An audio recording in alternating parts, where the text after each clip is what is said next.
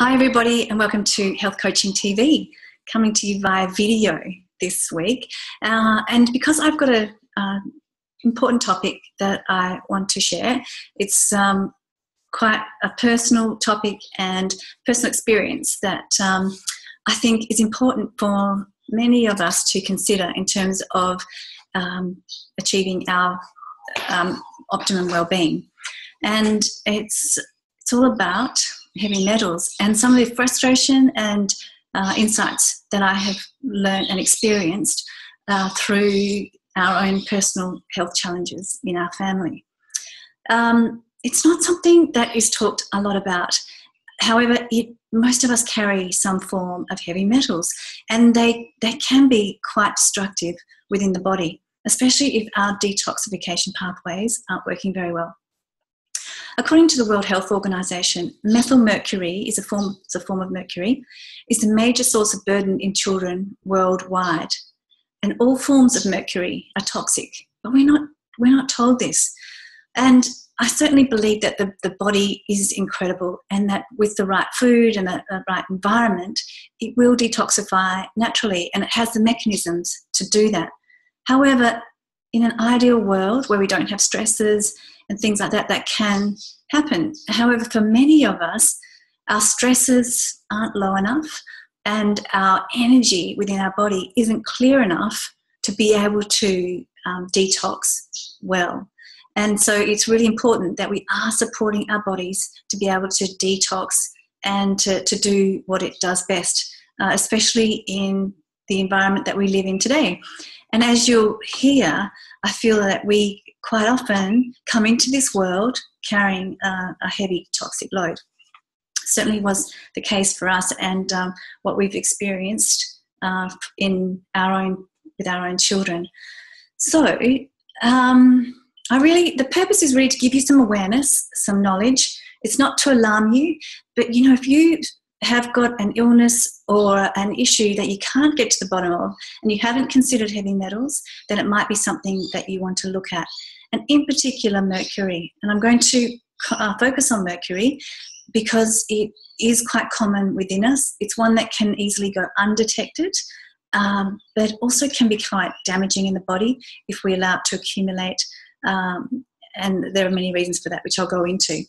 So I know it's Easter and I should be sharing, some information on recipes and hot cross buns and things like that, rather than talking about a serious topic like mercury.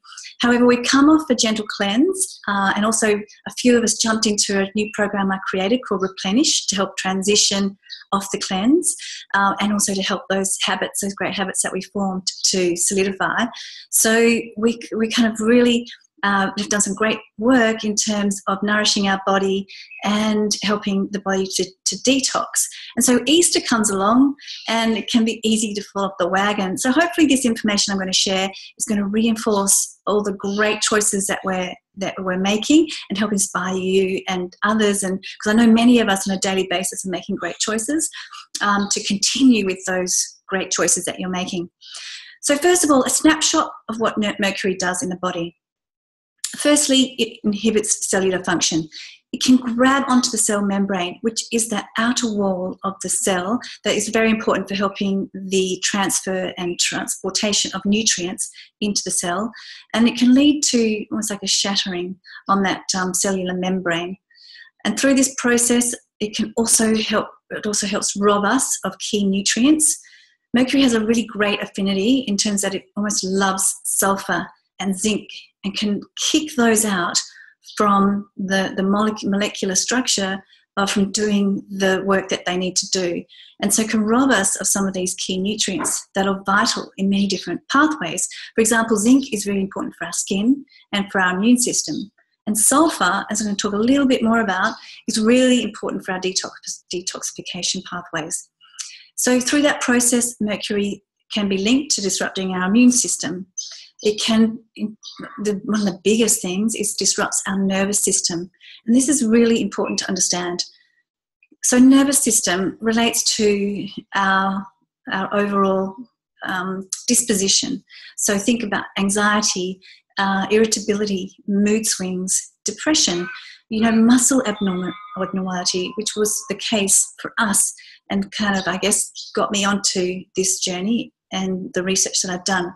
Anything that stimulates the nervous system, eyesight, language, hearing, fine motor skills even, all those kind of things. It disrupts gut health. Mercury, especially from dental amalgams, can accumulate in our digestive tract where it attaches to our gut lining and then contributes to that imbalance of the good bugs versus bad bugs, commonly known as dysbiosis. So that imbalance in our gut flora, which is so important for our immunity and general overall well-being. As I mentioned, detoxification pathways.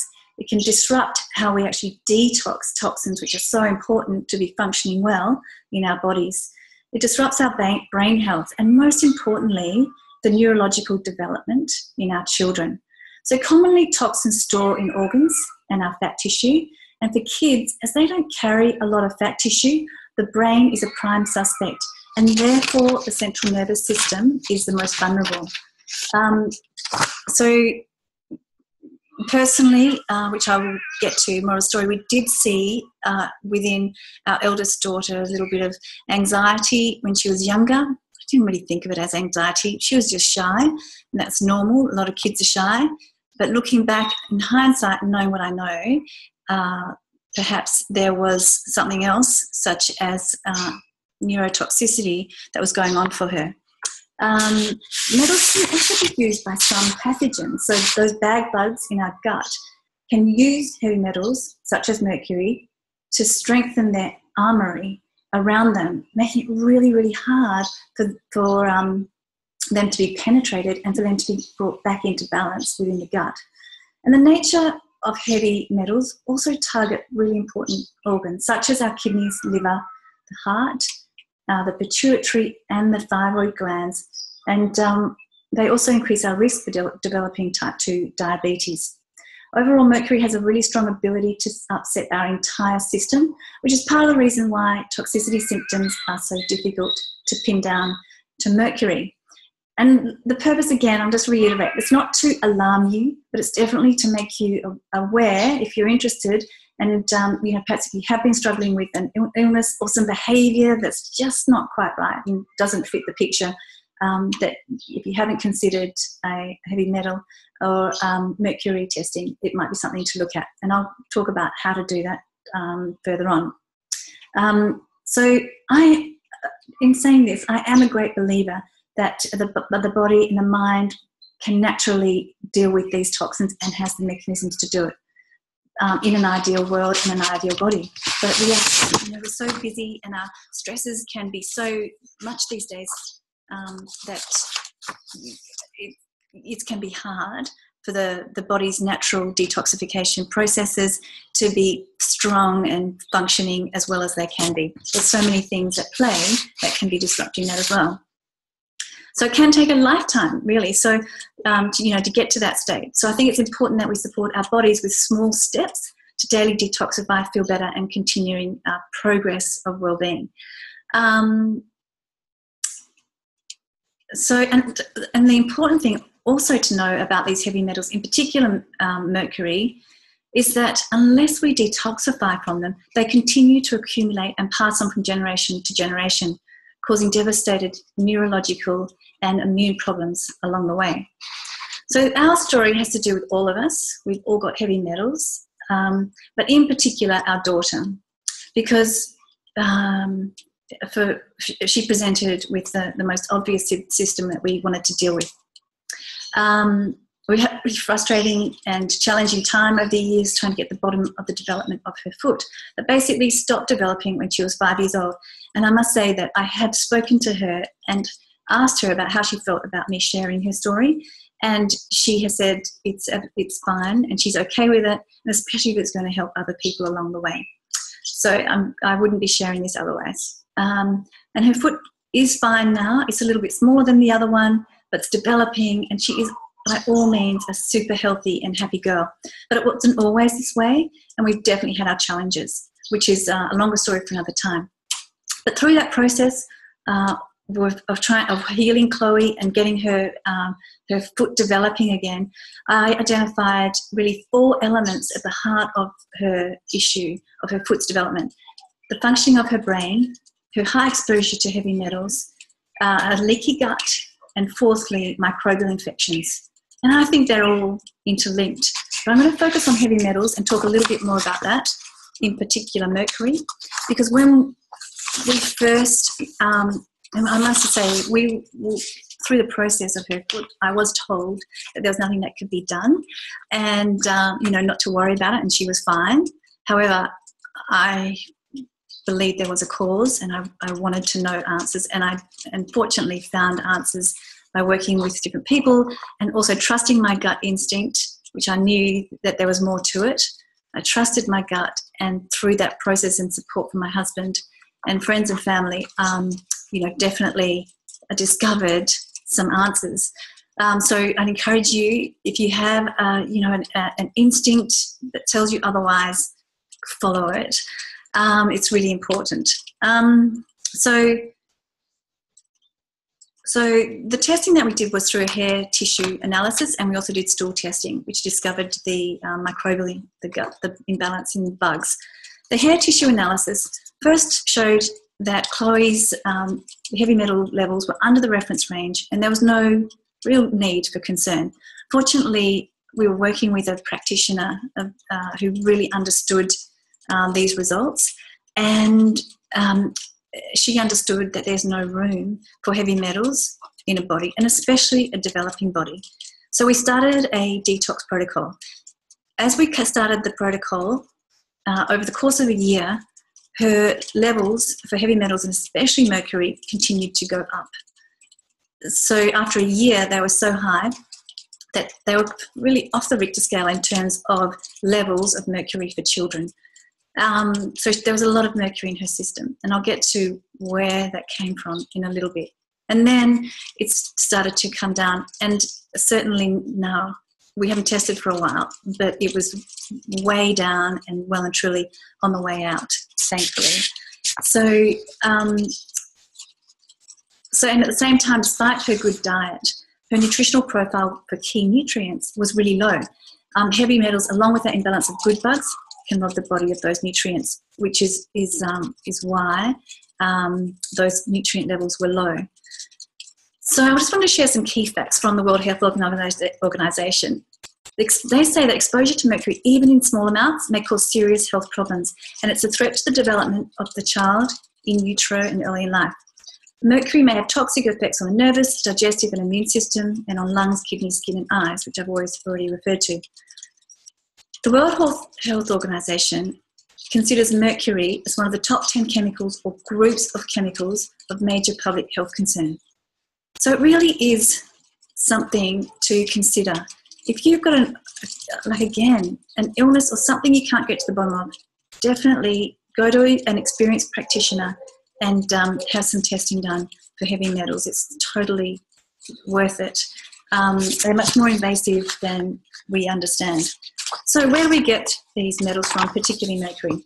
Some of the sources include industrial, fish, large fish, many pharmaceuticals still have mercury in them, cosmetics, vaccinations, although many vaccinations have less in now, which is good. Amalgams is a big one. Across the placenta, mercury is transferred, and also through breast milk. And there are different types of mercury that affect the body differently, but all forms of mercury are toxic to humans because it's widely distributed in the body and affects many different systems, as we've seen. So the fetal brain, the baby's brain, or in the womb, is the most sensitive human tissue to be damaged by this powerful toxin. And it certainly explains some of the challenges that we've had to deal with. But not going into detail in regards to some of the effects, I'm sure you can imagine that. But what's most concerning is if there is no heavy metals detected in a hair analysis test, it may mean the body isn't detoxing well and that pathways are compromised. So if this is the case for you, I would suggest definitely teaming up with a qualified practitioner, but also beginning a protocol to help start detoxing, and just to see if there are some of those toxins being sequestered away and held on to the body. And because these toxins store in fat, if you have had an issue with weight, eating well, doing everything right, definitely look at heavy metals, because the body is smart.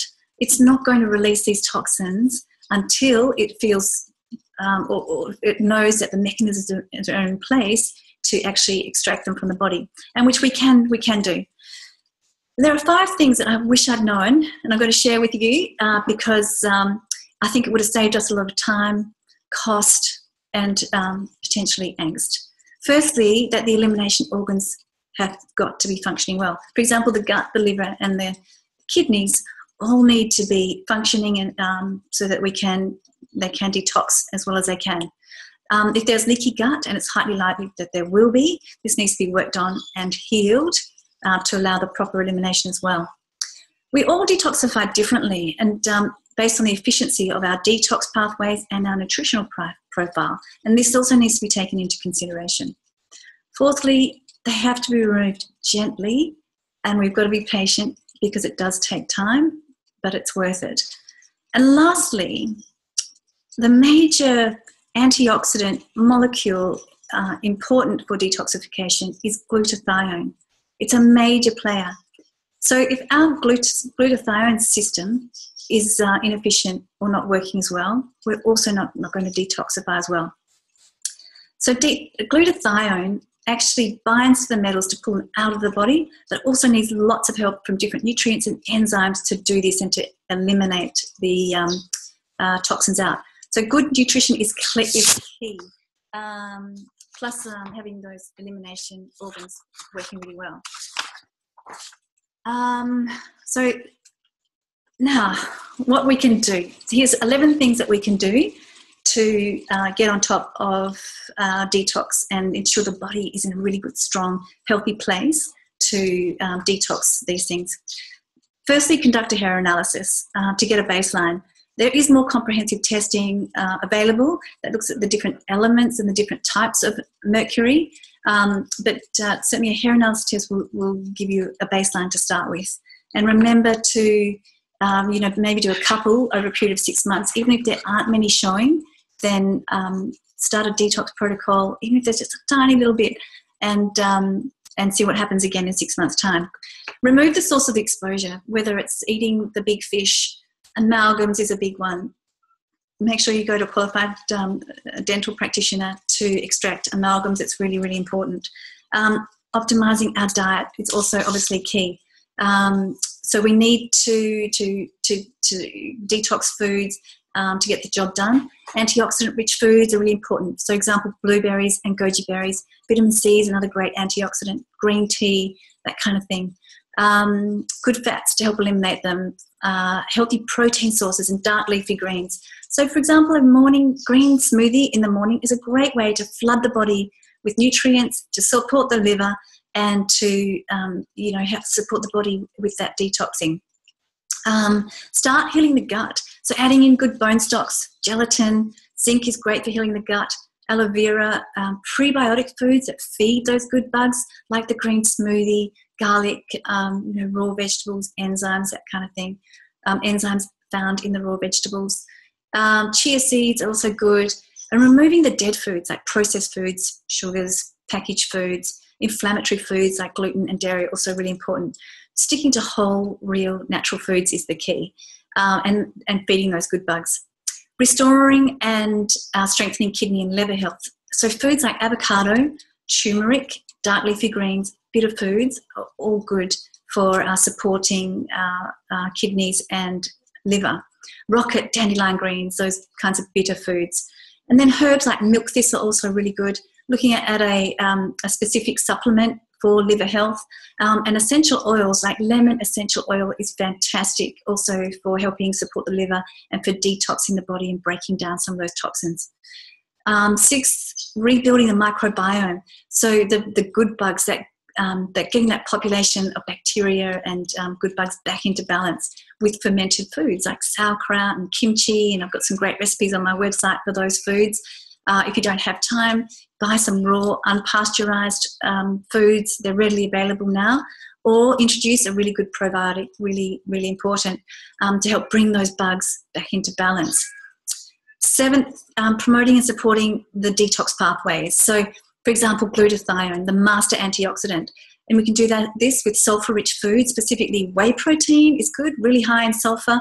Also onions and garlic, leek, eggs, and those cruciferous vegetables.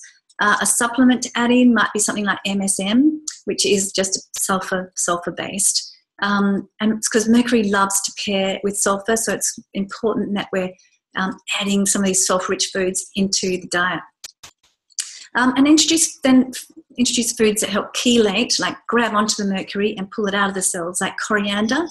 Chlorella is another good one. Parsley, and again, those sulfur-rich foods are really good for doing that.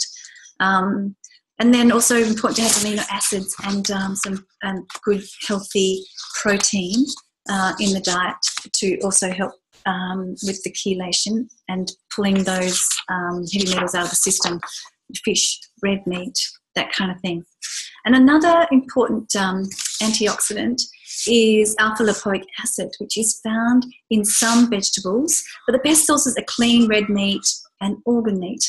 So sulfur and the alpha-lipoic acid help support and promote the glutathione system, which is so important for detoxification. And that's it. So those 10 steps or 11 steps are really important for promoting detoxification in the body. And if you're not already doing some of them, pick 1 or 2 and start adding them in. Other things that are to do that are really important that you might do: drink lots of good quality water. Absolutely makes sense, just flushes things out. Exercise daily. Sweating is a body's natural way of eliminating toxins, so if you can get a sweat up, even better. Vitamin C, I've talked about. Infrared saunas are amazing, or saunas in general, for helping eliminate toxins out of the body as well, and they're also very effective. And lastly, getting good quality sleep and resting, taking stress out of our lives, really important. If you do suspect you've got heavy metals, you want to investigate it further, find a good health practitioner who's experienced. It's really important. It needs to be done carefully, gently and properly. And I certainly hope that this has been helpful in giving you some awareness and something that just might be worth considering and looking at a little bit more closely, especially if you've got an issue that you just can't get to the bottom of and you just know instinctively that there is an answer to something that you can do. And if you want to talk to me about my experience and some next steps that you might need to take, then I'm also very happy to share that. And I'd love to hear from you and walk you through it. So I definitely hope this has saved you some, my intention is that it helps save you some time and angst and potentially cost as well. So if you want to set up a time, visit my website, or you can email me and we'll have a quick 30-minute consultation and I can give you a few ideas as to what next. Thank you. Thanks for tuning in. Take care and have a great, happy Easter.